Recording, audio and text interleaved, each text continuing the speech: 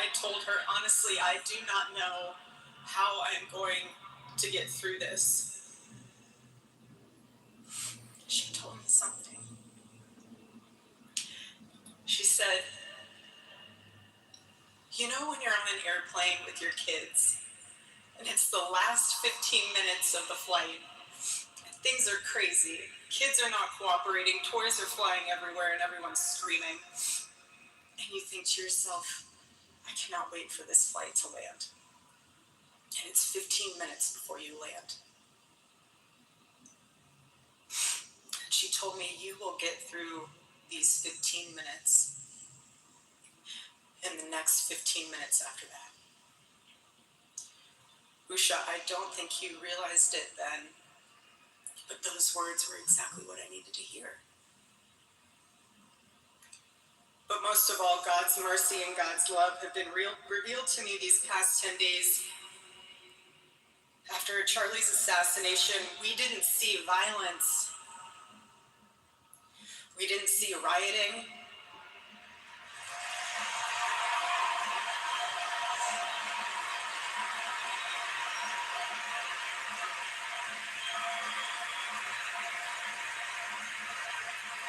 We didn't see revolution.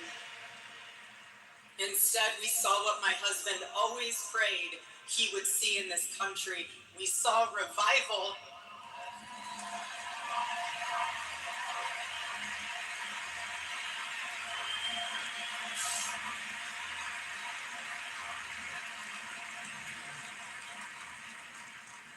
This past week, we saw people open a Bible for the first time in a decade. We saw people pray for the first time since they were children. We saw people go to a church service for the first time in their entire lives.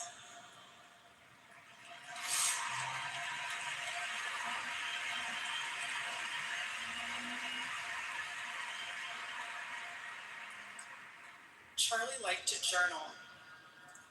And I say this because he did it to remember important moments and sayings that affected him.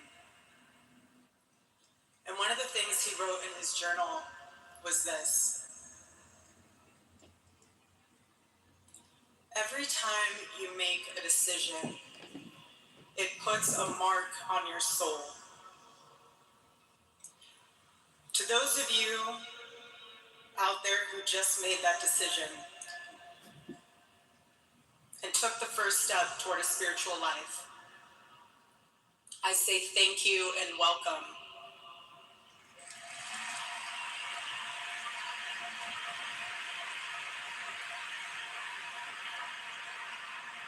One day I hope you look back and realize it was the most important decision of your life, because it is.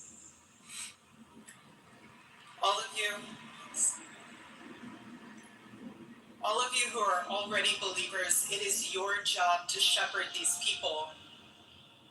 Do not take that lightly. Water the seed of their faith. Protect it and help it grow. Every day as Charlie rode into the office, he would go through his contact list. And I know there's many of you who were impacted by this. He would go through his contact list and send Bible verses for the day. He knew that faith was a habit. The more you live it, the more it grows. But know this too. The seed has only just been planted. The enemy will tempt you the most in a time like this one. God will always be there for you, but you must choose to mark your soul again and again in the direction of Christ.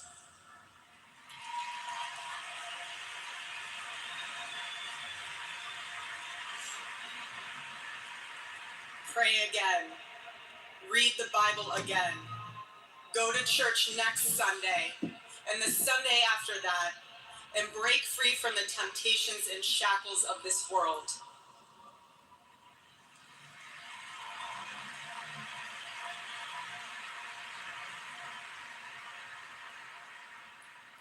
Being a follower of Christ is not easy. It's not supposed to be. Jesus said, if anyone would come after me, let him deny himself, take up his cross and follow me. He said he would be persecuted. He said we would be persecuted. And Charlie knew that and happily carried his cross all the way to the end. And I want all of you to know, while Charlie died far too early, he was also ready to die. There was nothing he was putting off. There was nothing that was too hard or too painful, or nothing that he just felt like he didn't want to do it.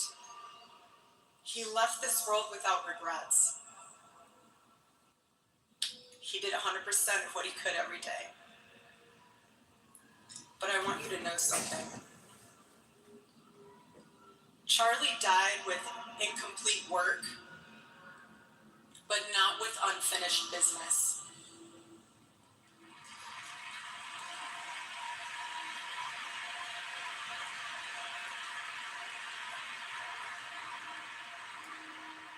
I will miss him.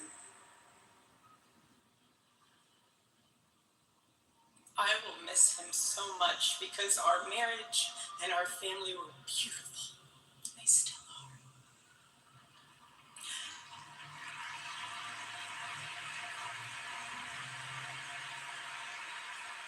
The greatest cause in Charlie's life was trying to revive the American family.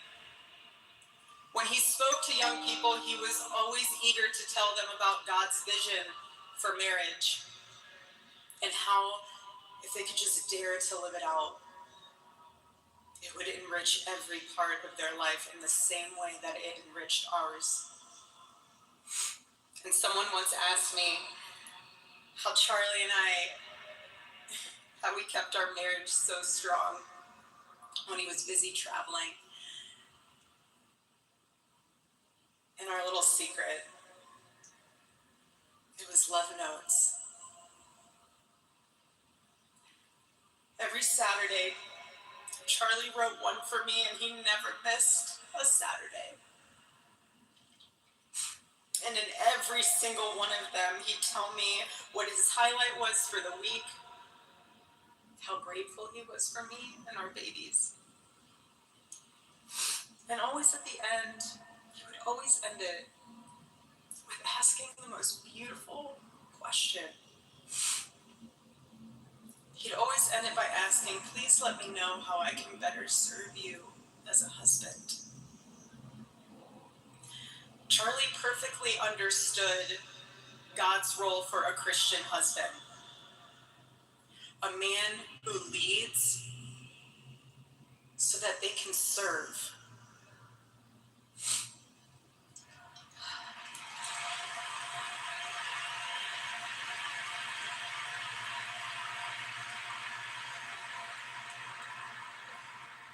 To all the men watching around the world, accept Charlie's challenge and embrace true manhood. Be strong and courageous for your families. Love your wives and lead them. Love your children and protect them. Be the spiritual head of your home. But please be a leader worth following. Your wife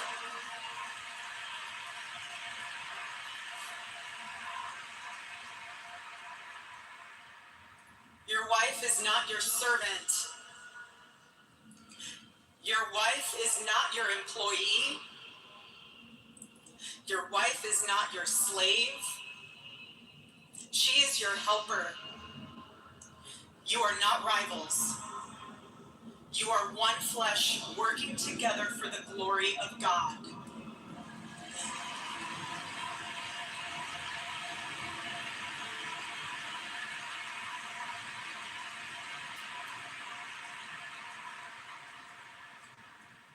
I was Charlie's confidant.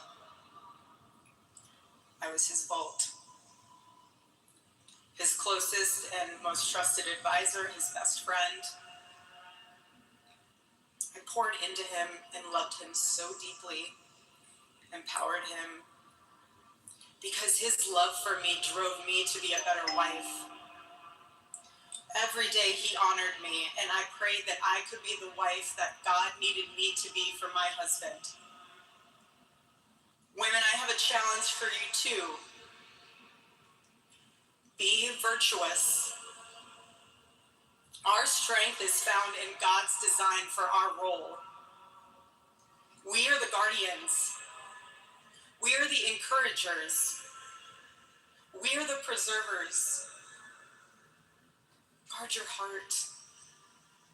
Everything you do flows from it. And if you're a mother, please recognize that is the single most important ministry you have.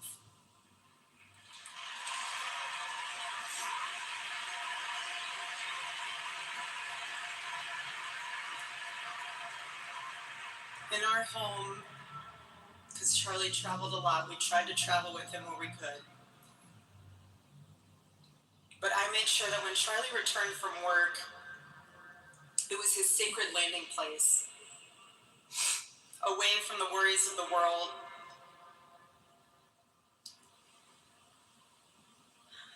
I didn't make him feel guilty. I think that the big thing is the team here. I'm the Democrat. Guilt home too late. I always told him home is here for you, and it'll be ready for you.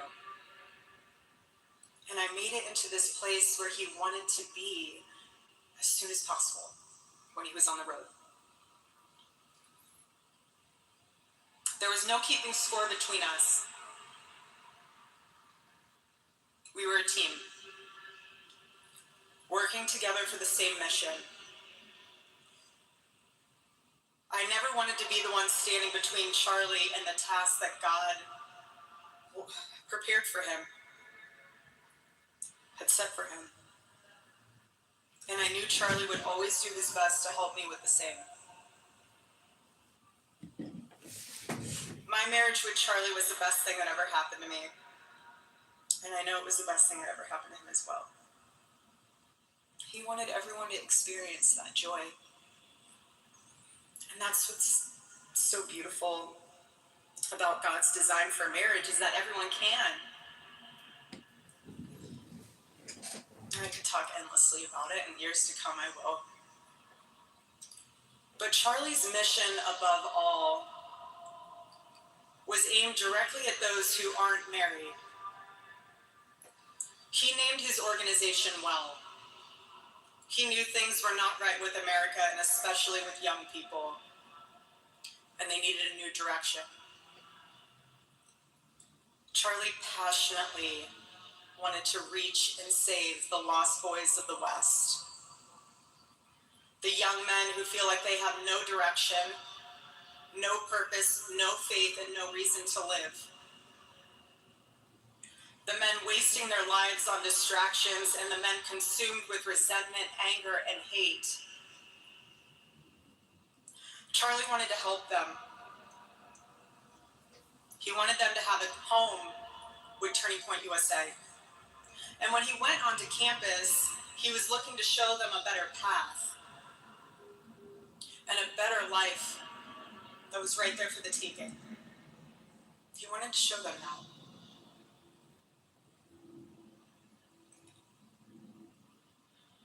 My husband, Charlie, he wanted to save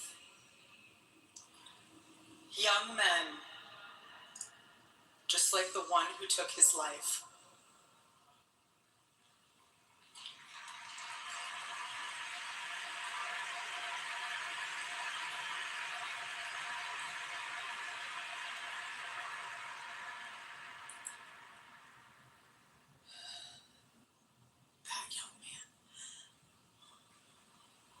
That young man. On the cross, our Savior said,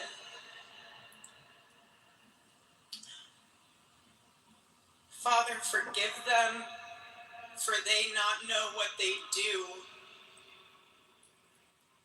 That man, that young man, I forgive him.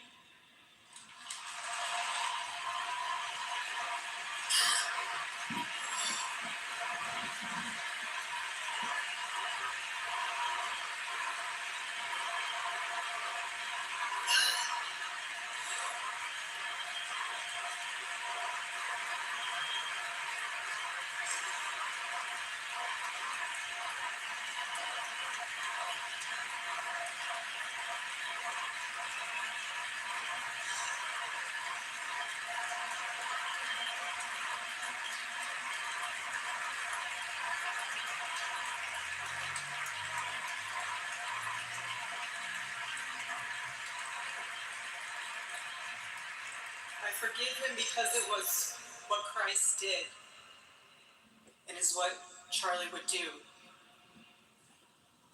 The answer to hate is not hate.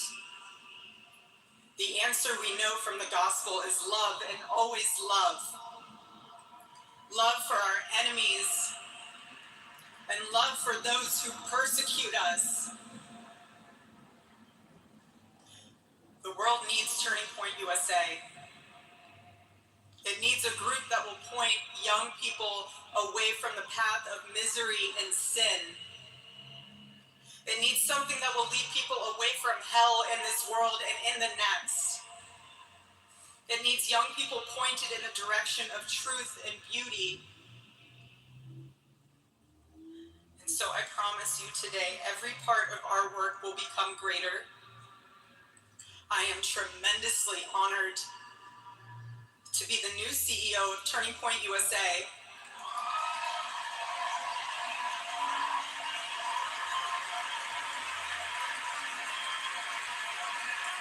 For justice and transparency and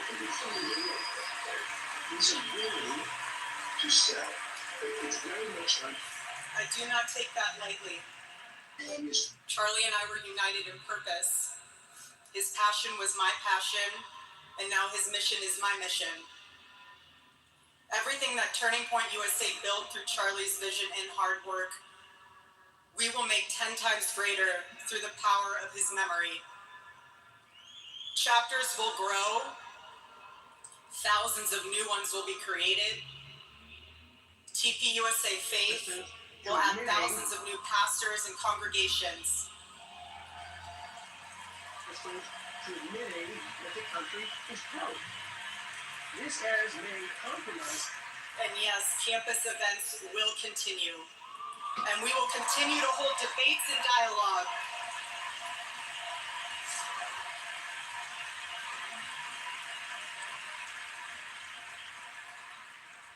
The First Amendment of our Constitution is the most human amendment.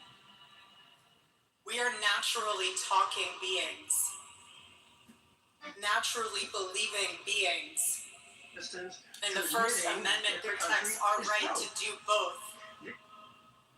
No assassin will ever stop us from standing up to defend those rights, ever.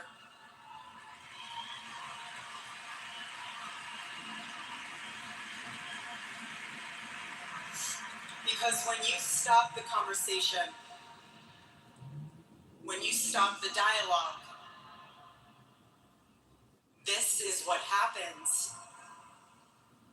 When we lose the ability and the willingness to communicate, we get violence. And as I stand here now and look at this beautiful photo of my husband in front of me, hanging in the stadium, I think of my husband 13 years ago. I hadn't met him yet. He was 18 years old. A man barely out of high school, running around the halls of the RNC without $1 in his pocket and a single contact in his phone. People who saw him said that he didn't know what he was doing. But he did. He did know what he was doing. exactly what he was doing. He was going to change the world, and he did. Charlie's life was a turning point for this country. It was a miracle. Let that miracle, that was Charlie's life, be your turning point as well. Choose prayer. Choose courage. Choose beauty. Choose adventure. Choose family. Choose a life of faith. Most importantly, choose Christ.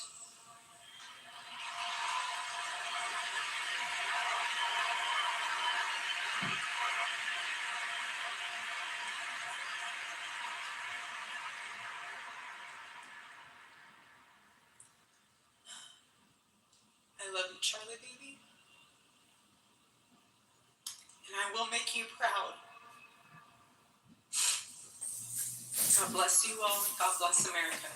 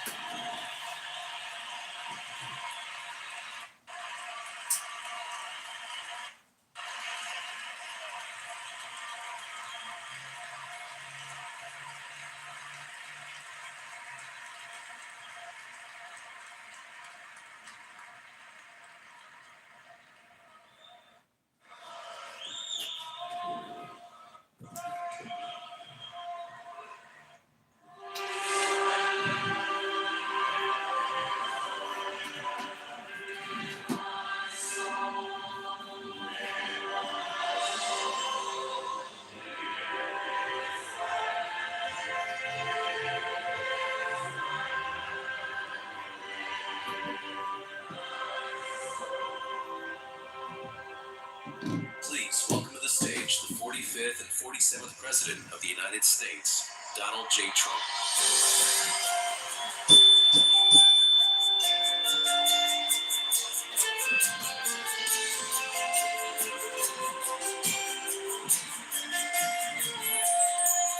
If tomorrow all the things were gone. Okay, I'm going to turn that down because I don't want to get a copyright strike. Thank you all for being here. We're about to listen to Donald Trump. He's walking out onto the stage right now.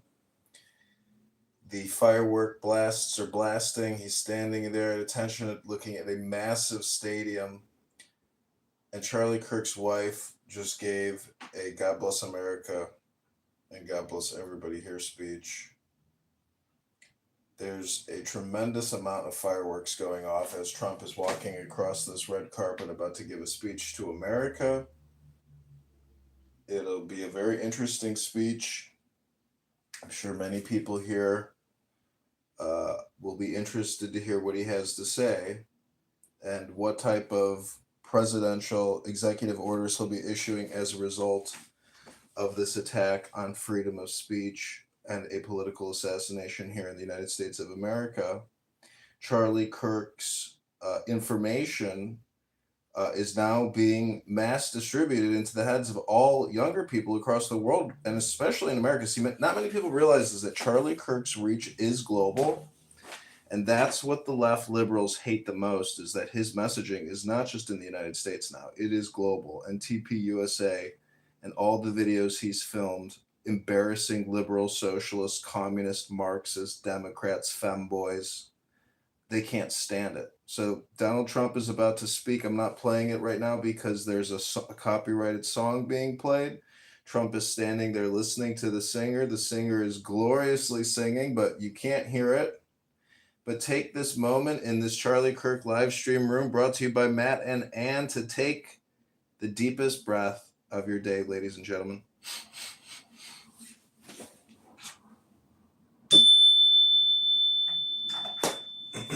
just read you a few little Bible verses.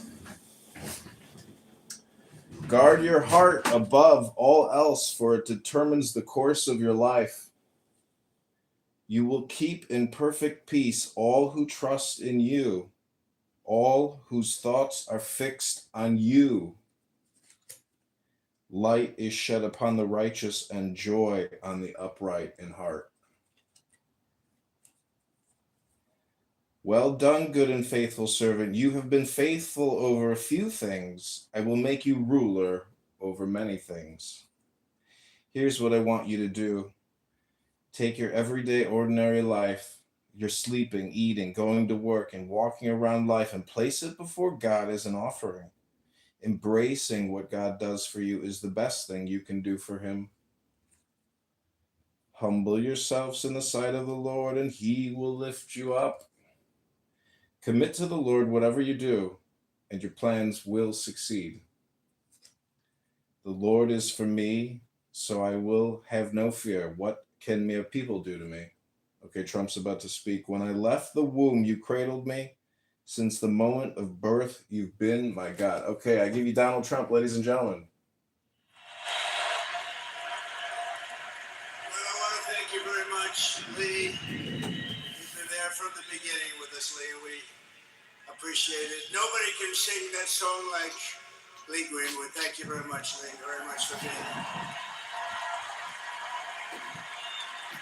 And his voice has not changed, you know? Pretty amazing. And a special thank you to Erica, because today, America is a nation in grief, a nation in shock, and a nation in mourning. Less than 2 weeks ago, our country was robbed of one of the brightest lights of our times, a giant of his generation, and above all, a devoted husband, father, son, Christian, and patriot. Charles James Kirk was heinously murdered by a radicalized, cold-blooded monster for speaking the truth that was in his heart. He was violently killed because he spoke for freedom and justice, for God, country, for reason, and for common sense. He was assassinated because he lived bravely, he led boldly, and he argued brilliantly without apology. He did what was right for our nation. And so on that terrible day, September 10th, 2025, our greatest evangelist for American liberty became immortal. He's a martyr now for American freedom. I know I speak for everyone here today when I say that none of us will ever forget Charlie Kirk, and neither now will history.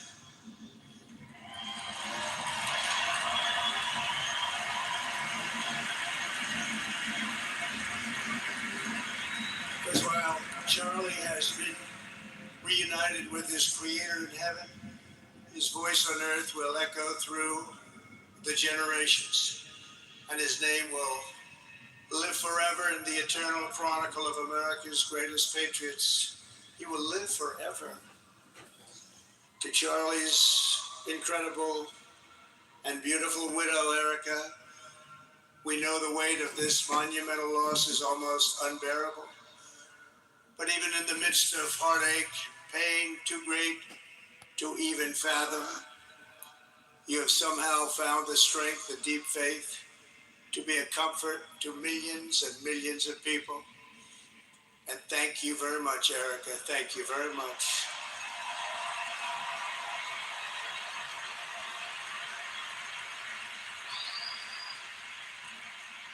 Today, an entire nation wraps its loving arms around you, beautiful children. We share in your immense and overwhelming sorrow, and we vow that we will do everything we can to ensure that your children grow up in a land where their father is honored and revered as a great American hero. That's what he is.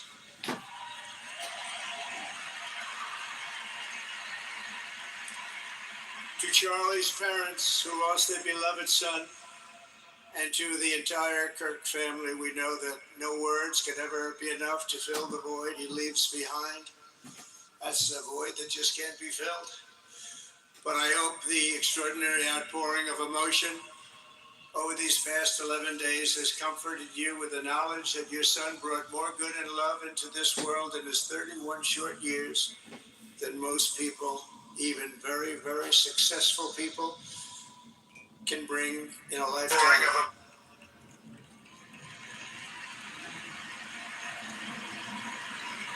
Charlie Kirk loved America with everything he had. And as we can see so clearly today, America loved Charlie Kirk.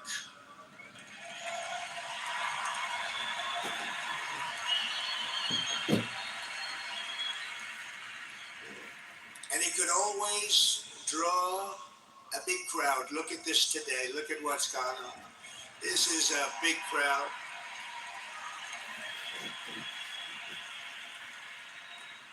Here today we have the Vice President of the United States, J.D. Vance. We have the Speaker of the U.S. House of Representatives, Mike Johnson.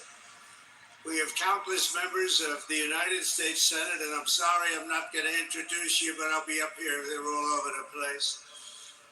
And likewise, the House of Representatives, they're all over this big stadium. This is not an arena, this is a stadium. Our great cabinet, and this stadium packed with rafters of people, not to mention the one across the street that also has tens of thousands of people. And they're watching us on screen right now.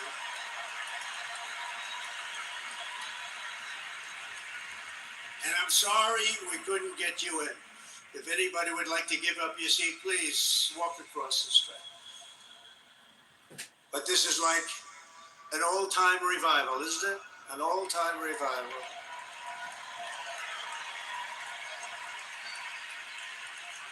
For millions of Americans, especially young people, it is agonizing and unthinkable to say goodbye to a patriot whose heart still had so much to give. It's so much. Raised in the suburbs of Chicago, Charlie was filled with a patriotic spirit from his youth, and he was an all-American in everything he did. And one of the last things he said to me is, please, sir, save Chicago. We're going to do that. We're going to save Chicago from horrible crime.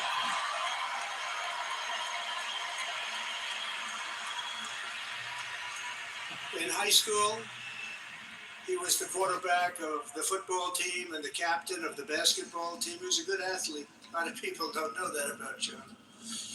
He was an Eagle Scout who spent his school lunch breaks listening to another champion for liberty, somebody that he greatly admired, Rush Limbaugh.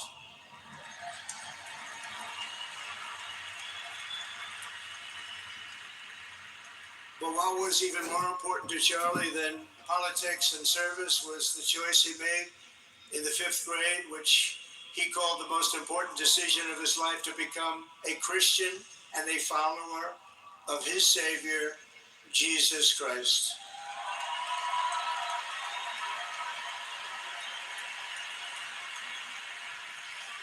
Inspired by faith and his love of freedom, Charlie did something remarkable when he was just 18 years old.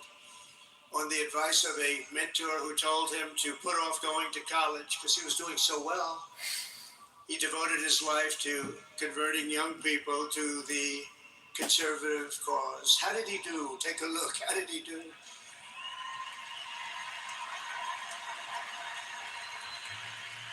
In 2012, 2 days after graduating high school, and with just $1,800 in his pocket, the young man from Illinois, who no one had ever heard of, started an organization whose grand ambitions were captured in its name, Turning Point USA. Great name.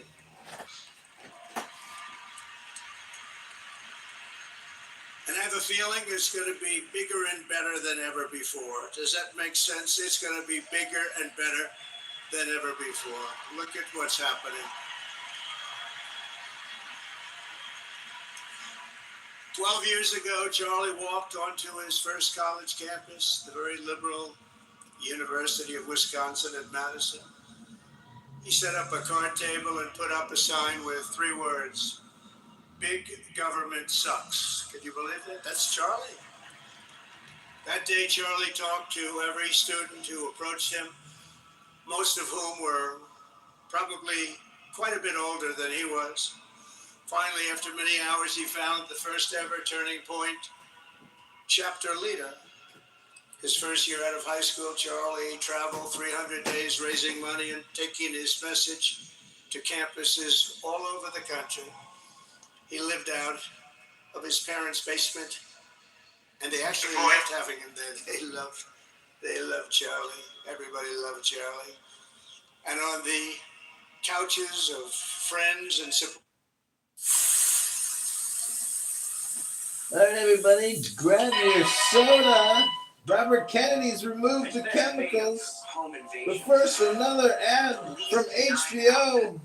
Couches of make a paycheck, but day after day he worked from 5 a.m. in the morning till 11 p.m.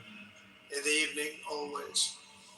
His staff remembers that he wore Walmart jeans and t-shirts from the Goodwill store. Remember the Goodwill store? It wasn't easy, but Charlie wasn't in it for money at all. Never has been. Money was never his thing. He was always in it for the mission. As he liked to say even back then, we have a country to save. Just what he did. He'd call me all the time, "Sir, we have a country to save." I said, "Charlie, thanks very much for telling me that. I appreciate it." Charlie volunteered for my 2016 campaign and traveled the nation with my son, Don, Eric.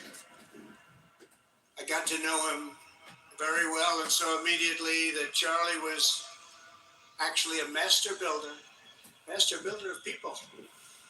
It was Charlie who first started organizing young black conservatives hungry for support and leadership.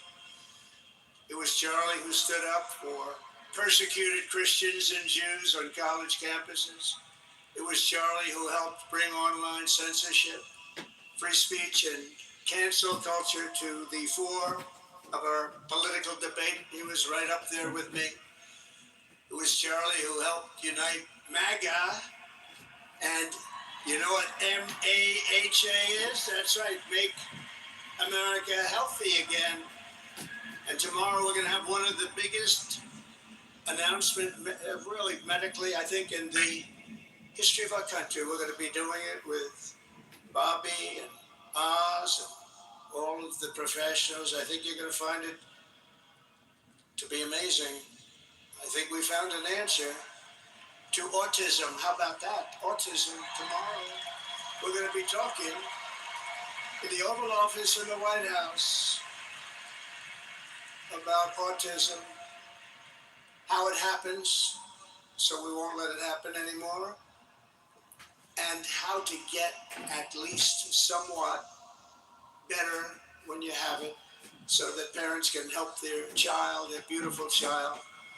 That's a big one. I've been bugging everybody over there, get the answer to that. You know, 20 years ago, 1 in 10,000 were born with autism. 20 years ago. The most recent survey says 1 in 12. How bad is that?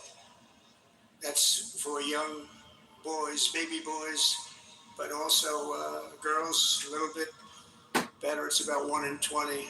But we can't, because obviously there was something really wrong. And we think we know what that is. It's going to be, I think it's going to be one of the most important news. It's called the vaccines, Mr. President. It's called the vaccines, Mr. President. It's called the 72 injections by 18 months, Mr. President. Charlie, he would have been front row center, believe me. We'll be missing him tomorrow. It was such a big deal for him, too. He brought together Donald Trump, Bobby Kennedy, right here in the great state of Arizona 1 year ago. Remember that? What a night, what a day that was. And it was Charlie who was among the first to speak to me about a man from Ohio by the name of J.D. Vance. Have you ever heard of him? He's done a good job.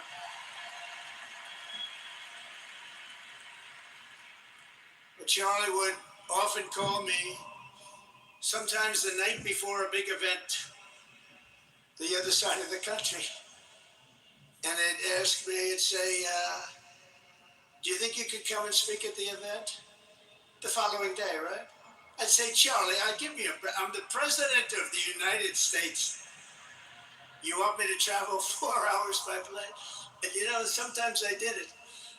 He was a very good guy. He was a very convincing guy. He didn't stop, but he would ask for things like that. Sir, could you be tomorrow in California? I said, Charlie, give me a break, please. He just wouldn't stop, and he succeeded. But I almost always went because you never wanted to let Charlie down. He worked so hard. You just didn't want to let him down. I felt guilty. He'd make me feel very guilty. As president, many people asked me for things, but Charlie was one of the few who always gave more than he took. He was a giver, much more than a taker.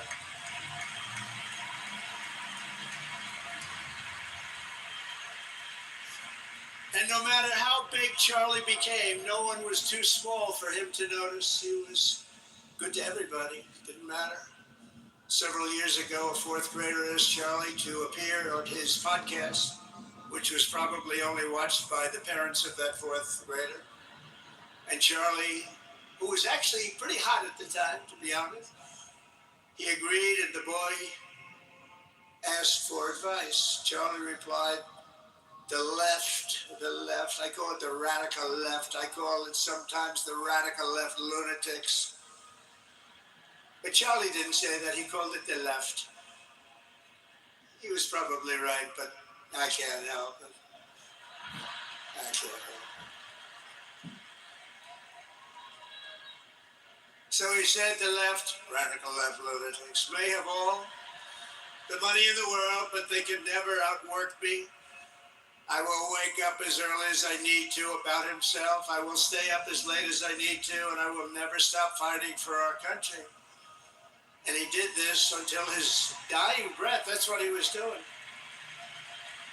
That's what he was doing. Think of it. Wow. What a horrible moment. I was in the Oval Office when I heard they came in, and it was like a surreal experience, a terrible, terrible. I had some very big people in the Oval Office, and I was in the midst of a very important conversation for our country. Big people, the biggest. And I said, you have to leave now. Well, they told me that. They told me in front of a group of very powerful people. I said, you have to leave now, right now, please. Right now, you have to leave, go. By his own determination and skill, Charlie Kirk built Turning Point from his humble beginnings, the beginnings that nobody believed could ever end up something like this, into a great movement and a juggernaut of American politics. And, you know, we have a massive stadium loaded up with people, but he got tremendous crowds before he had this kind of horrible news and before we had to hear what happened so terribly.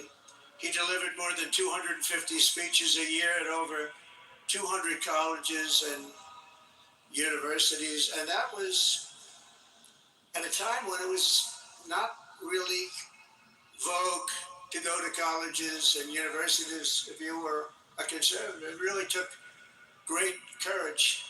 And we used to talk, and I said, you know, I think they're much more conservative than we know. And he agreed, but it just wasn't something that was happening because the radical left would do very bad things, very dangerous things.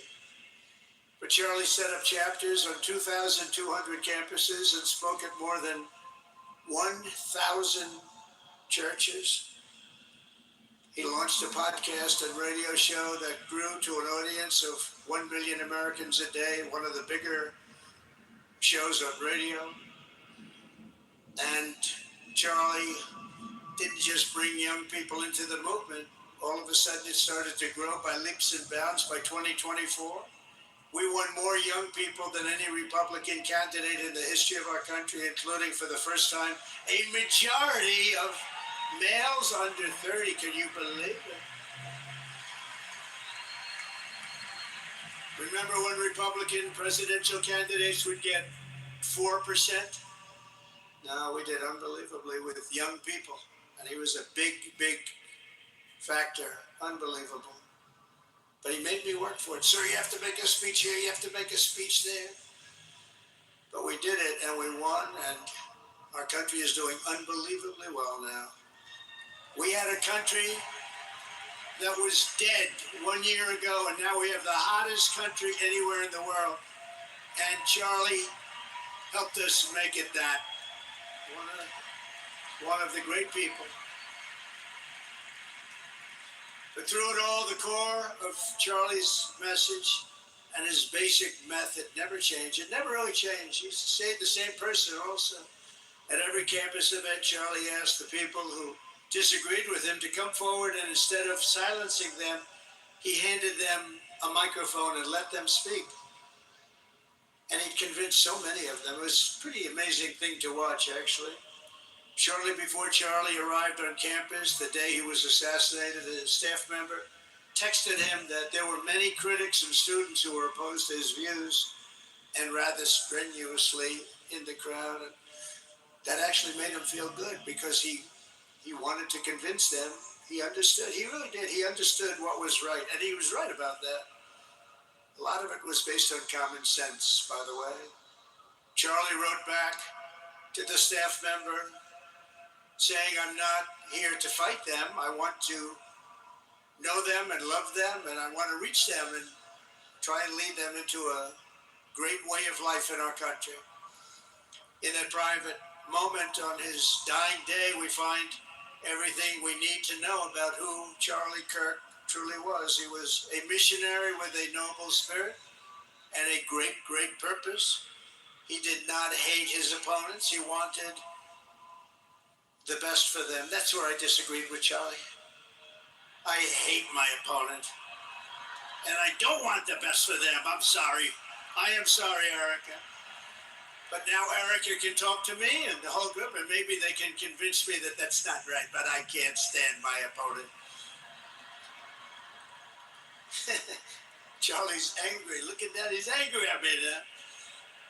He wasn't interested in demonizing anyone. He was interested in persuading everyone to the ideas and principles he believed were good, right, and true. Before each appearance, he prayed these words: God, use me for your will. Always said the same thing. Use me for your will.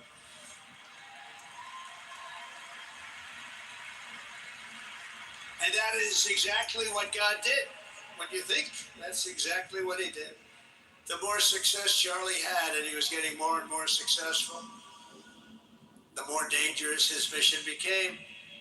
On campuses all over the country, his quest for open dialogue was met with menacing hate. There were bomb threats, pulled fire alarms, and countless rage-filled radicals who tried to shout him down. It was nasty. I used to say, Charlie, this is nasty stuff you're doing. At one event, police had to build barricades to protect students from an angry mob of thugs. Many of these people, by the way, are paid a lot of money to do this. They're agitators. They're paid agitators. Remember that. When you see they all have the same beautifully printed sign, every sign is identical, comes out of a top-level print shop. That's not the signs that are made in somebody's basement. Those are paid for by very bad people, and hopefully we're going to be finding out through the DOJ who those people are.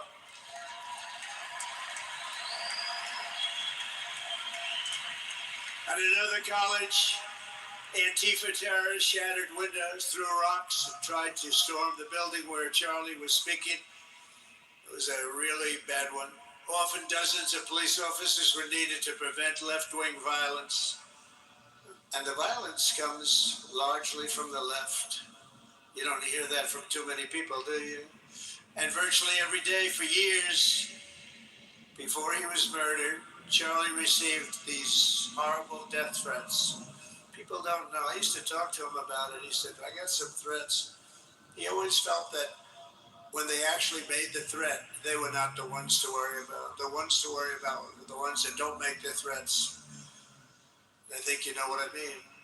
He knew the risk, but he and I shared a certain motto: never back down and never ever surrender. Just don't surrender, never back down. He believed in it so strongly.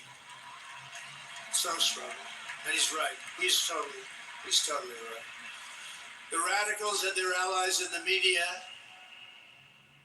sometimes referred to, as my son said, the fake news media, tried to silence Charlie for a simple reason: because he was winning, and he was winning big. He was taking over college campuses, colleges that had, in theory, only very liberal, or as they like to say, progressive. I call them liberal, but they like to call themselves, because such a beautiful word, progressive. They're the opposite of progressive if you think about it. But they were really nasty, and he would go into these colleges. All of a sudden, within 2 years, 3 years, they turned into bastions of conservatism. It was really quite amazing to see. They lied about him because they did not want you to listen to him or to learn from him, because what he was talking about and even preaching made so much sense. Everywhere he went, he won the debates, he won the hearts, he won the minds, and yes, he won the elections for people. He helped us, he helped other people. We won the biggest election in the history of our country, I believe.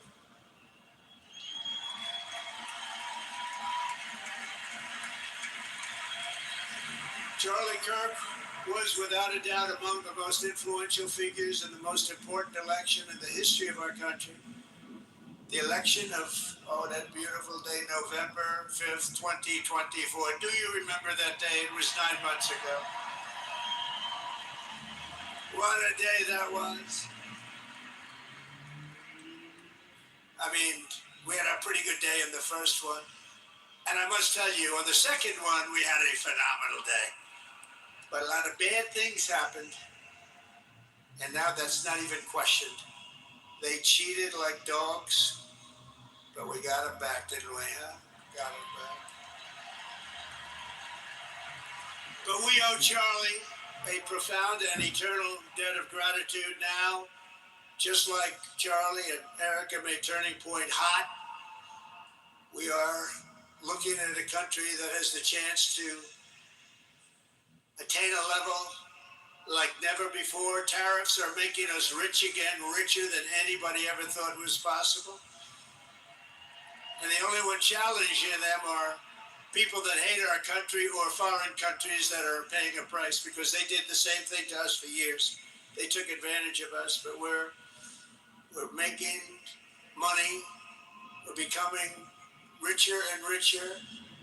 And we're taking care of our people better and better when we do that. And we can take care of other countries better and better. But we're doing unbelievably well. The tariffs have really been a hold. The election was big, but the tariffs, because of the election, came in. And remember, other nations do that to us. And Charlie understood that. He saw the money. He saw what was coming into our country, and we can use that for Medicare, Medicaid, Social Security, all of these things that we fight so hard for. That's exactly what's happening. The numbers are incredible. When the news finally came out on election night last November that the race was officially won, came out pretty early in the night. Charlie was live on camera. In that moment, he was overcome with emotion. I've never seen him like this. He was so happy. For a long while, he said nothing. His eyes were filled with tears, and then he buried his face in his hands and he started crying. That wasn't the Charlie I knew, but in thinking about it, it actually was the Charlie I knew, because he had a tremendous heart. He just wanted what was good for our country, and he saw us going in such a horrible direction. Lovingly, Eric, and this was so beautiful, Erica put a MAGA hat on to cover his bowed head. I like that very much. MAGA, we love. Does everybody love MAGA? Make America great again.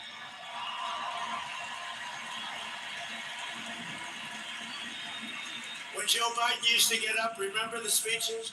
We will stop MAGA. We will stop MAGA. You know, he could barely get the words out. We will stop.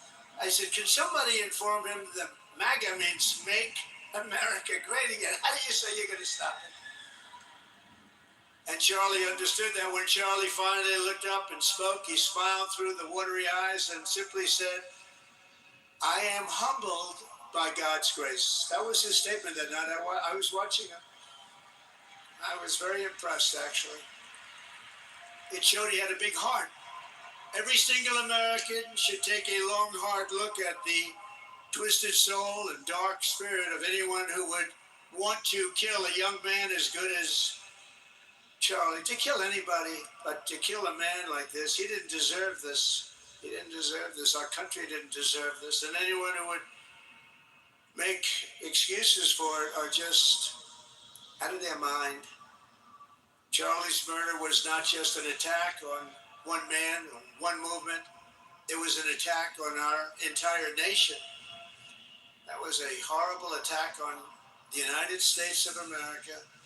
It was an assault on our most sacred liberties and God-given rights. The gun was pointed at him, but the bullet was aimed at all of us. That bullet was aimed at every one of us. Indeed, Charlie was killed for expressing the very ideas that virtually everyone in this arena and most other places throughout our country deeply believed in. But the assassin failed in his quest because Charlie's message has not been silenced. It now is bigger and better and stronger than ever before, and it's not even close. And it's rare that such a thing happens, but Charlie is bigger today than he was, think about it, just 2 weeks ago. He's bigger today than he was 2 weeks ago. Now, that may not help his friends and loved ones, of which there are so many. It may not help Erica and those beautiful children who have to suffer so horribly through this moment, but they know it's true. He's bigger now than ever before, and he's eternal. He's eternal. And I just want to say we love him. And he's looking down at us right now, and he say, wow, that's a great crowd. He say, that's a great crowd.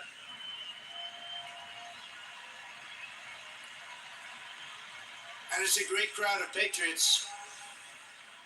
But that's why I will soon award Charlie the nation's highest civilian honor, the Presidential Medal of Freedom. It's the highest civilian honor.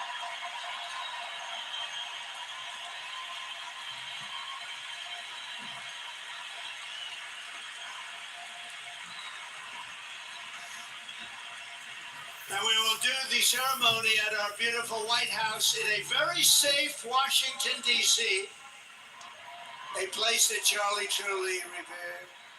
Yeah, we stopped the crime in Washington. It took 12 days. Now you can go to restaurants. You can walk down the middle of the street with your wife. You can have your wife walk alone down the middle of the street. She's going to be in good shape. What a difference. What a difference good management really makes. But I'm so proud of that Washington, D.C. You know, it's one of the worst in the nation, in the world. And now it's considered a very safe city. And it's also, I passed it yesterday, I went through it, and the lawns are good. It's like a different place. It's like the tents are gone, the threats are gone, the gangs aren't there. We got rid of, we took out 1,500 career criminals, 1,500. If you have 3 career criminals, that can make a big difference. But I'm so proud of Washington, D.C., and now we're going into Memphis. And we'll get that one straightened out fast. And then we're going into some others, but we're going to go to Chicago, and we're going to have Charlie very much in mind when we go into Chicago. And we'll get that one straightened out. You have an incompetent governor who he thinks it's okay when 11 people get murdered over the weekend. He thinks you don't have any crime when 11 people get murdered and 28 people get shot. He says he's got crime. No, they don't have it under control, but we'll have it under control very quickly. So we're going to be doing that. And Charlie loved what we were doing. He was so proud of what happened. He was there to see it. He so proud of what happened in Washington, D.C. As you know, the depraved assassin who planned and executed Charlie's killing has been arrested and charged with capital murder. God willing, he will receive the full and ultimate.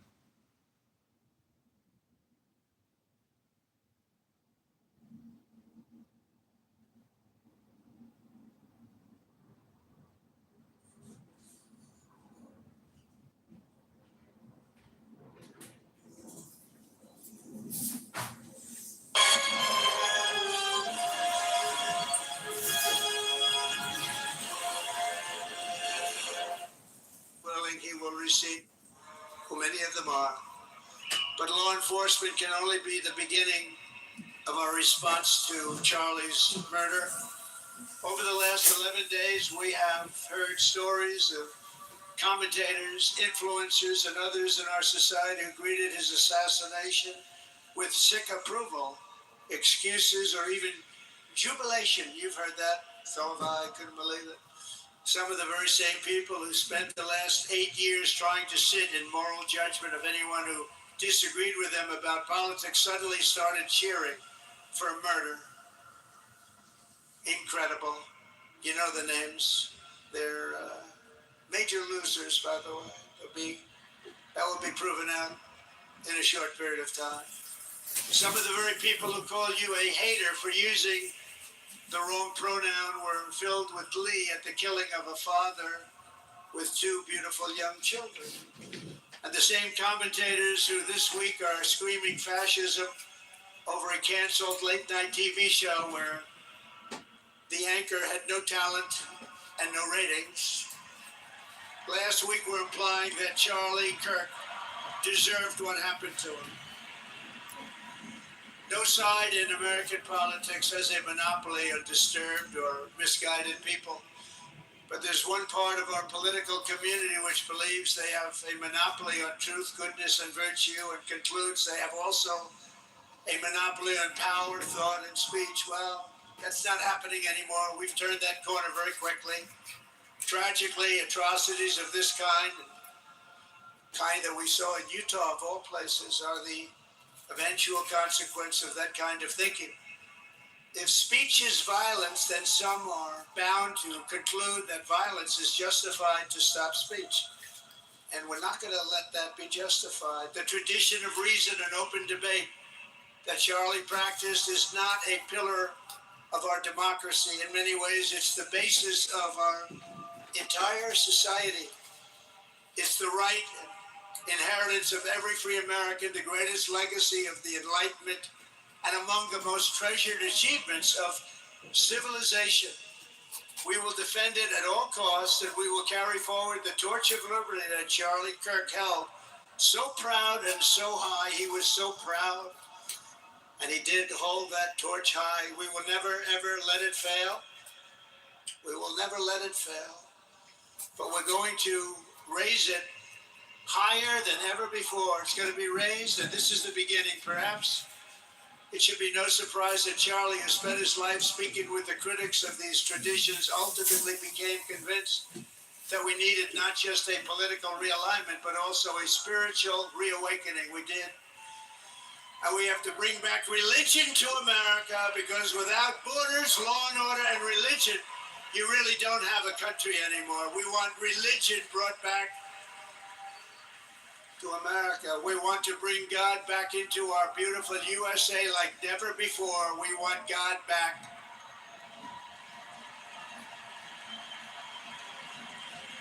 Charlie would have been so pleased to hear his friends and colleagues today giving testimony and giving glory to God.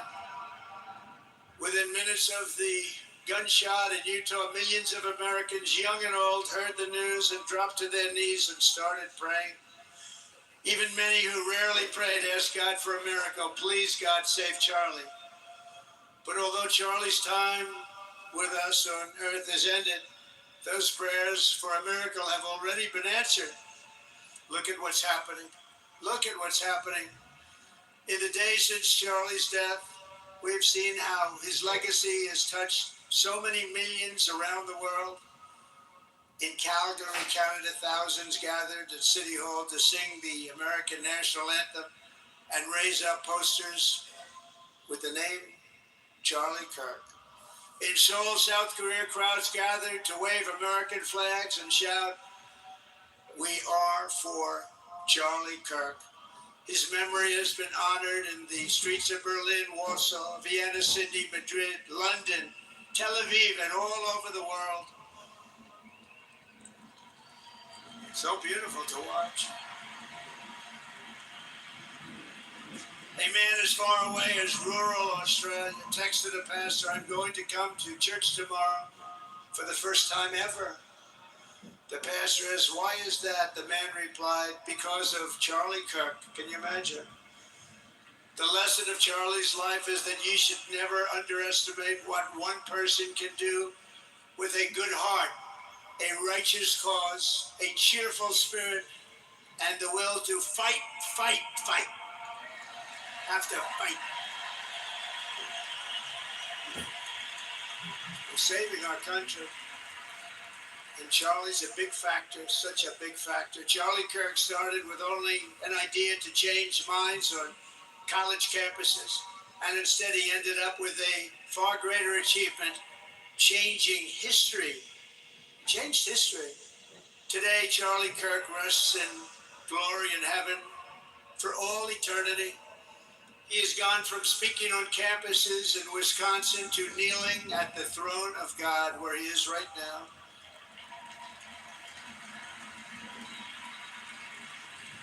We grieve for the friend and leader that we have lost, but we go forward strengthened by his faith, and bolstered by his courage, and inspired by his example to defend the country he lived for the freedoms he died for, and the values in which he so deeply believed. He believed in values that we should all believe in.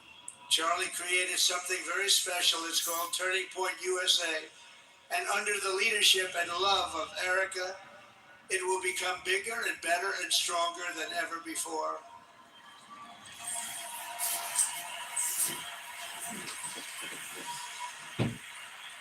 So, Charlie, we all want to thank you. We want to say a very loud God bless you, Charlie. God bless you for what you've done is incredible. And God bless Erica and the children. God bless the United States of America. And could I ask Erica, please come out. Erica, please come out. Thank you.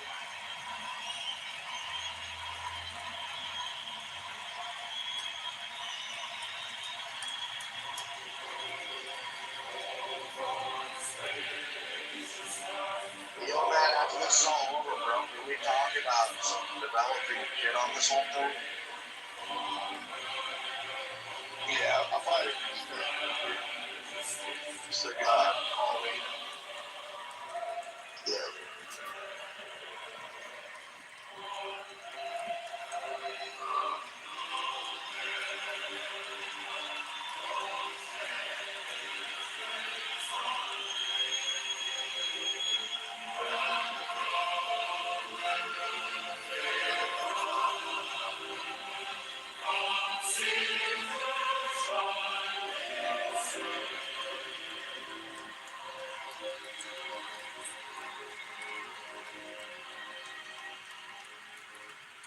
Thank you very much, everybody. Thank you very much. And good luck. God be with you. Thank you.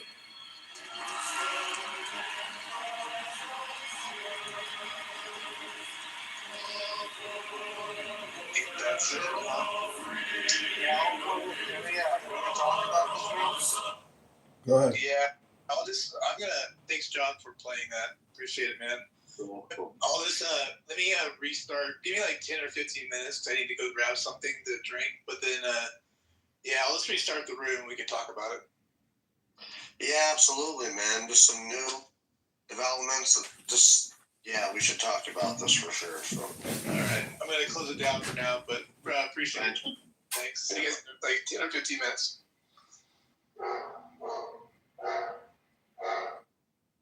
That these things start to blur, so you start to kind of like have like a relapse, or like there's a glitch where you kind of have a reference of your past life or something like that.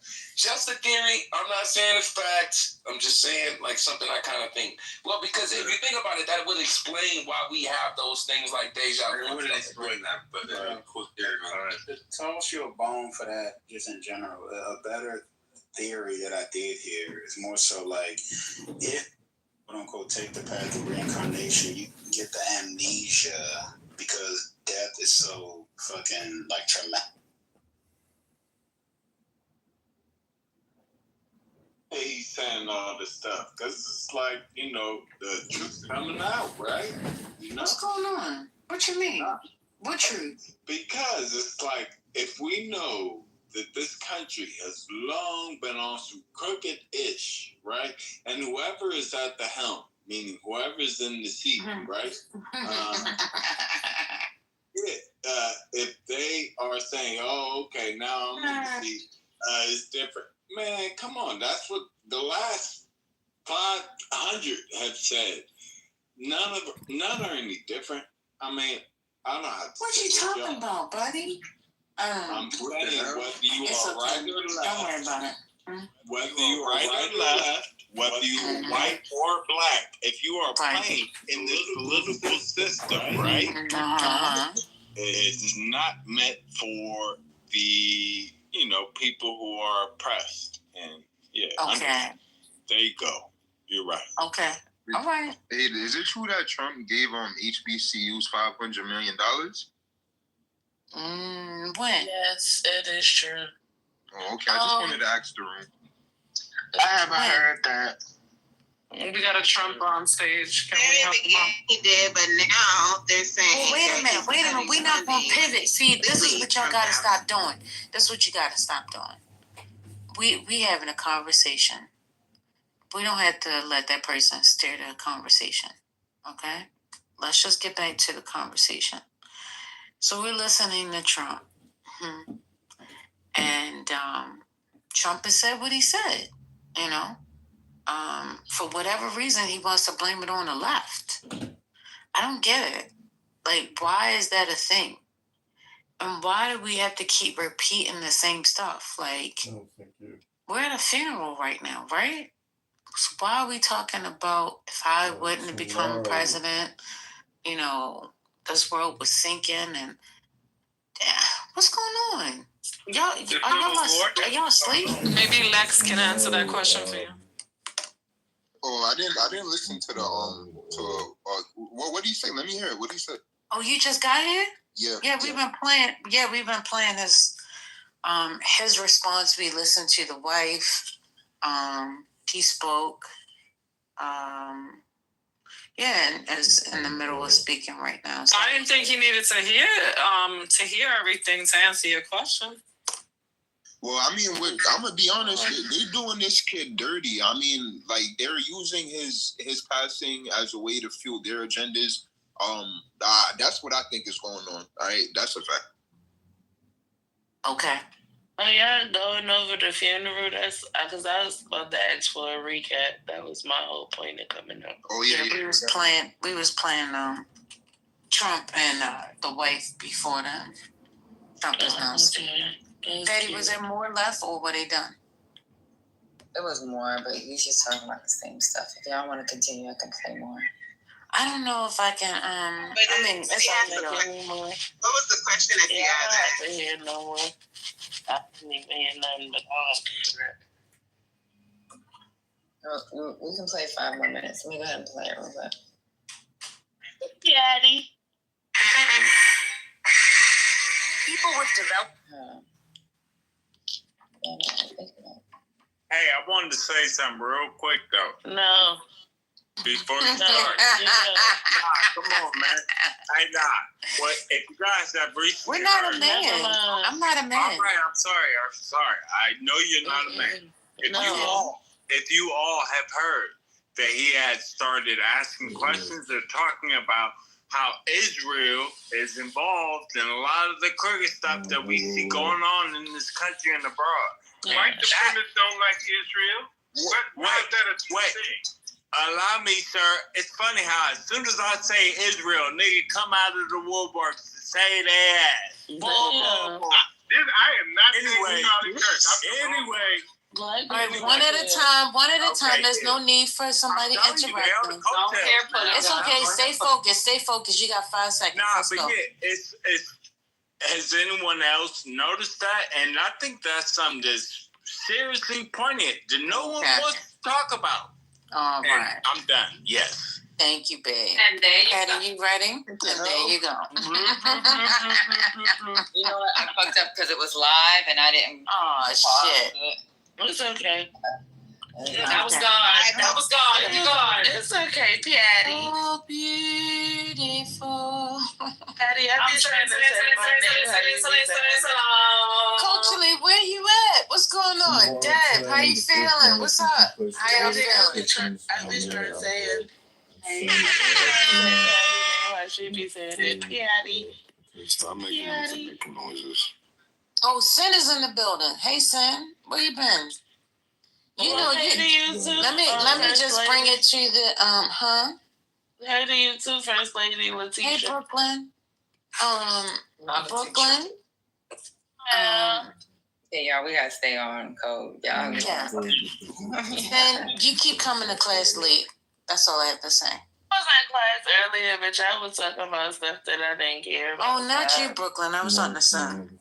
I know you didn't. Did I miss all the Charlie Kirk foolishness? So we're still talking about Charlie Kirk, or we're gonna transition? No, we're going to Charlie. I thought you said it was done. You know these people don't like transitions, so don't transition nowhere. Transition. I like transitions. No, they don't like transitions. Robert, you're late to class too? Okay, I'm going to put it down. I'm going to mark it. Hey, I think everybody in here has ADHD. Something's going on. No, wait. Are you playing more, Patty? You know, I said that I lost the live, and I was trying to see if I could find the video to get back to where we were at, but they haven't published it yet. Oh. Right. So all you was just letting it talk.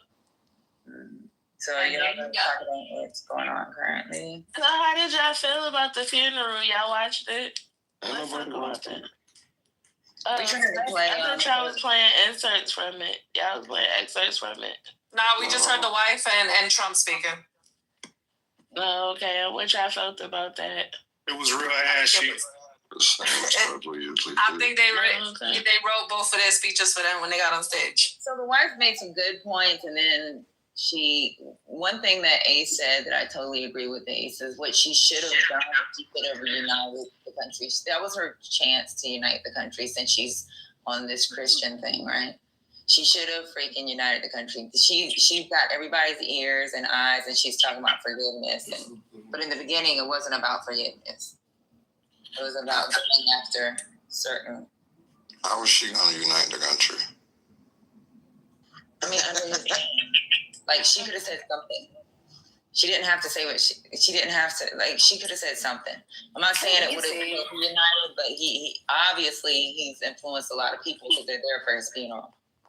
If she could have said something. I think this is all a big dog signal.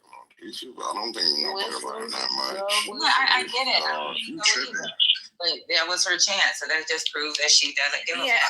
Well, Petty, you're right. She could have easily. All she could have said is, "I'm seeing stuff online where everyone's, left and the right, where one people come together." She could have just said something like that, right? And what happens after that is what happens after that. Wait, how? But she didn't choose to.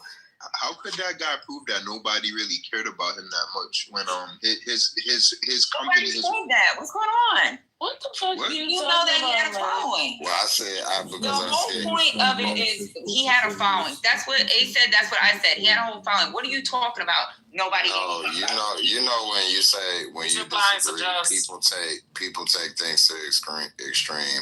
I said what's going on now. I don't believe he was that influential. I believe that the people that are going are showing up to like make a point. I believe all of this stuff, all his death is being used to make a point.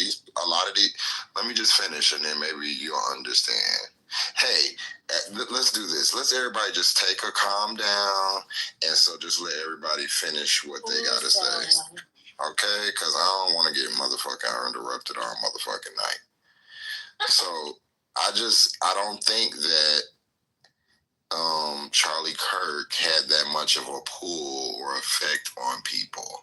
I think that anybody could have died on that side and they would have made it, blew it up to a big deal because that falls right into their plan. And so this is actually perfect for them. And I think that all the racists and all the other people, they went because the funeral needs to have big numbers because that's what they do. They tout all of that stuff. I don't think that, this is a direct reflection on his influence or anything like that. That's what I think. Well, they did definitely use his death, right? The one side did use it to push their propaganda. I see that. However, I mean, he may not have been influential to some of us in here. I was surprised to see people that I know who were posting about him like crazy, the Christian side of it and ignoring all of his racist rhetoric. He definitely appealed to that subsection that tends to be more like, anti-fascism and all that nonsense, the ones that maybe are not as traditional. He was really speaking, I think he was 31 years old. Him going to college campuses, he was appealing to a section of America that usually does not vote for, these ideologies of the boomers, let's just call it that way. He really did wake people up. Yes, did the left, whatever, did the alt-right, did the Trumpers and MAGAs use this tragedy to push their rhetoric? Absolutely. But we cannot say he was a nobody. Oh, I was shocked to see how many people I knew were praising him, are still talking about him, who are crying about a man they haven't met because they keep going back to he's preserving our Christian values. He's preserving our whiteness. I hate to say it, but that's what it is. He did. There was a following. Did you not hear the stupidness that Trump said? People around the world. We're talking about down from Calgary, Alberta, and Canada to Australia to the UK. They're rituals for this man. He did have a following. He did have an impact. Your point, yes, they're amplifying it. They're using this to push their bullshit. So all I'm gonna say is this is my same stance on with the Trump thing. I think we give these people far too much credit. Instead of really just taking a look at what it actually is. And I don't think that on the left it does us any favors when we do this concede game and go, yeah, they were this. No, well, let's just look into it a little bit more. He went to campuses that he wanted to go to. It's not like they were like, yeah, Charlie Kirk, we want that. That would be popularity. If there was an overwhelming demand for him, no, he has over 900 chapters at different campuses. He has over 3,500 chapters at between community colleges and high schools. So there's something going on with his message, whether you want to believe it or not. 900 fucking chapters, and these are. It's not about whether I want to believe it. Y'all won't. If I say something is I don't agree with something, y'all gonna say I said the whole thing. So it's not about me believing it or not. But I bet you I've watched more Charlie Kirk than anybody on this stage. I bet you. You probably have, because I don't. So I'm a little bit more aware of the nuances to this. I just think that y'all see something and y'all just make this statement. That's what they want us to do. My daughter talk about his fucking chapter that he has at Penn. What are you talking about? He was in here the other week. What does that convey? Fucking Dr. AG brought it up at her campus. That he was effective. He's very effective at these campuses. Okay. And he has millions of dollars behind it. Go watch the videos, and then y'all tell me that he was have their effective. own experience. I'm talking about my daughter. I'm talking about Dr. AG. They're effective. Did they know about him? That doesn't mean was your daughter and Dr. AG followers of his? No. So how does that mean he's effective? On campus. My daughter, the school she goes to, she sees what's going on in campus. Right. There was a time when the Republicans, and don't forget about the social media following, guys. Right. And there was a time when the young Republicans on campus weren't popping. Turning Point USA really gave the young Republicans, because that's all Turning Points USA is young Republicans, right? These organizations already existed, but anybody with a camera can be have reach. All I'm saying is when you look at the numbers, the young people voted less than they've ever voted before. Especially given that he had millions of dollars behind him, because he didn't pop up out of nowhere. Like he was supported by the Republican establishment to do exactly what he did. He didn't just pop up out of nowhere. He's an operative. I didn't say nothing. I didn't say he popped up out of nowhere, but y'all got it. Whoever with that staticky voice, I was gonna let her finish. Everybody talks. Y'all gotta find y'all some kids to tell what to do. I'm not your kid.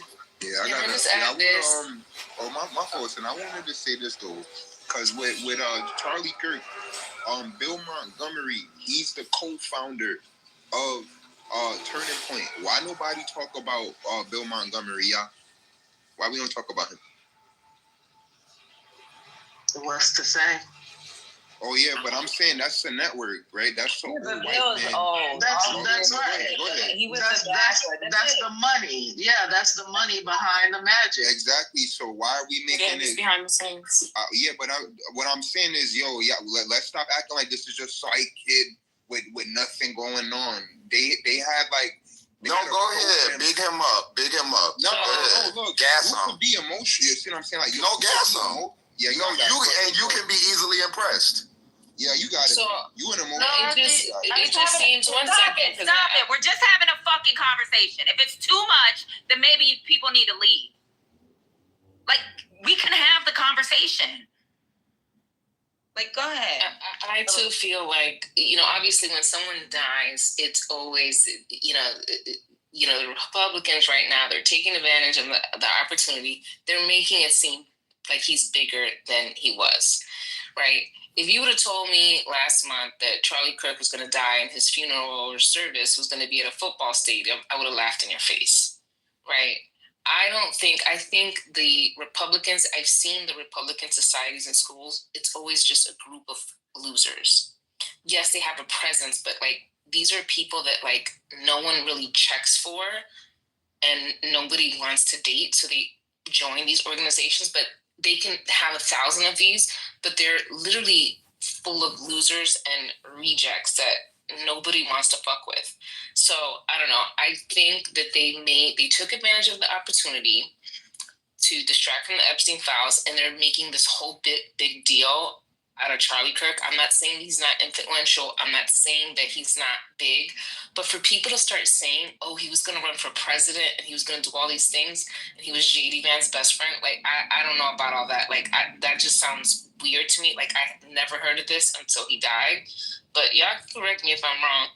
Yeah, it seems like they both definitely blowing it out of proportion. But you got to take into consideration, nowadays, it doesn't take long for people to become popular or have a following because everybody's so susceptible to following behind other people. So, I agree with Jess. He's really not that fucking important. And he probably does have a following, but the following that he has is just this is just some new age shit with people just following behind anything that they see. They had a Charlie Kirk. They had a Charlie Kirk character on South Park. I was finished, but go ahead. They're depicting this guy in cartoons. They made a Charlie Kirk character on South Park. He's you just gotta give credit where credit is due. What's the credit? The credit is that he was effective. Did before Charlie Kirk died, did any of these political rooms, did we ever have Charlie Kirk as a conversation? He didn't have to. We didn't. Because he wasn't talking to us. He was talking to those people. It doesn't matter. What I'm saying is, to me, we're caught up in the wheel. They say it and we believe it. They say, like, when you step back and pan out, if we started doing that and presenting doubt and stop being like, yeah, he was so influential. He had a presence. Like, look at the words y'all are using. He had a presence. All right, so he had something set up on that does not make him popular. That does not make him this heavy, influential person that y'all are saying he is. And they do this with every figure that they have. They come, and now that this person passed, y'all can really, I'm not saying he was unpopular, but saying that a billionaire backed him when there's we know why they backed him. It's not because he's super popular. It's because they have a message that they want to get out. And like, because you went to some colleges, you got into it with some queer people, and a whole bunch of lame incels heckled you or whatever, and you that's drama, that's pomp and circumstance. That's not necessarily a popularity and credit that needs to be given. And I don't think y'all understand like combat and signals. I definitely know the Democrats don't, because we love doing that whole thing. No, they right. That's so stupid. Even if they are right, you never say that. That's how we always do this gullible, goofy shit and think we're like turning it. No, that's what they want us to say. He was so influential. Okay, if y'all say so. He was a nobody. No. Here's the deal. Hold on. We can acknowledge. Hold on, bro. He had his group. He had his little space on the internet. He was influential to the degree that he was influential. But I do agree with Just. If this happened to Tucker Carlson, if this happened to Ben Shapiro, if this happened to anybody else on the right, it would have been the exact same sentiment. Ben Shapiro would have been running for president. Tucker Carlson would have been running for, we would have had the same rhetoric. He would have been best friends with Trump. He would have been best friends with J.D. Vance. It would have been all the same stories. We would have got the same rhetoric. So I get what y'all are saying, but at the same time, it's just like, are we not watching the same thing? They're grandstanding this guy in a position that he really wasn't in before. I watched Tucker Carlson fill a 15,000. I have personal issues with Tucker Carlson that I've dealt with face to face. He's a fucking weirdo and he's a complete racist. So I've watched that motherfucker on a Tuesday night fill up a 15, 20-meter basketball arena in Texas on a random fucking Tuesday because people want to hear him talk. Charlie Kirk was doing campus courtyards and shit.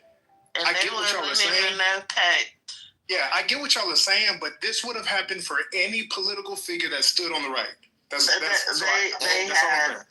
we can't even have the conversation because niggas will beat you up on your side about if you present any doubt to that person. Look how y'all niggas reacted. Because I'm a hater, I'm a this. No, why we can't analyze what I'm saying? That's how y'all do everybody on the left that presents a narrative. But y'all go with every narrative that the left throws at you. He was influential. So y'all come back in here and repeat it and repeat it. I'm not saying he wasn't, but he wasn't no more popular than Candace or any of these other geeks that popped up on the right. But he was so influential, 415. He did this. This is what he got his ass up to do. It's not because he was in such high demand and he's fucking Janet Jackson. I just think, I don't know. It just seems we dizzy over here on this side. No. We not dizzy. Because when with the Epstein situation, right? Didn't Trump get on the phone with Charlie Kirk? You're aware of this, Culture? What does that mean? This is what I mean by easily impressed. Okay. Bro, can we walk through this real quick without? Yeah. I'm sorry. This is how I talk, bro. I'm not mad. This is how I talk. It's all good, bro. What I'm saying is, with the Epstein shit, Trump called Charlie Kirk pretty much like, "Hey, yo, bro, you making too much noise about this shit. Like, calm down your constituents because you're making it hot." I don't think Trump called him. Hold up. If the white, and he also had a direct line to the White House. Y'all gonna tell me that that's not a motherfucker with some influence somewhere? Yeah, that is true. I don't even understand what the fuck that got to do with the price of tea in China. How the fuck we know that he got on the phone with him? And yeah, the thing is, yes, He has a targeted audience on the internet. Like fucking, Future reached out to Kevin Samuels, that type of shit. That fucking manosphere group of niggas that love to suck the dick of a person on the internet. Yes, Except instead of get it. And it's effective in its own way, but to make it as like he was the fucking icon is ridiculous, and that's what it sounds like. The way that y'all talking about him and agreeing with how the fucking Republicans are talking, he's nobody of that importance. Like Kai Cenat would probably get. Kai Cenat should get way more treatment than he would. You see what I'm saying? Like, no, I'm serious. No, right. I'm serious. That's Brooklyn. What about the other white boy that be with Kai? He's way more popular. Y'all can't be talking over each other. What's going on? They just want to talk when I talk. Go ahead. I'm gonna let them talk. It's okay. Go ahead. I'll ask you a question, Brooklyn. So I think your analogy is correct, right? It is like Future and Kevin Samuels, but in this case, Future is the actual president of the United States. And so he, this dude, again, is being paid. I think his salary alone was $300 million, $300,000 a year. And his operating budget was millions of dollars. This is the guy that Lex brought up. He had backing. So I don't think that,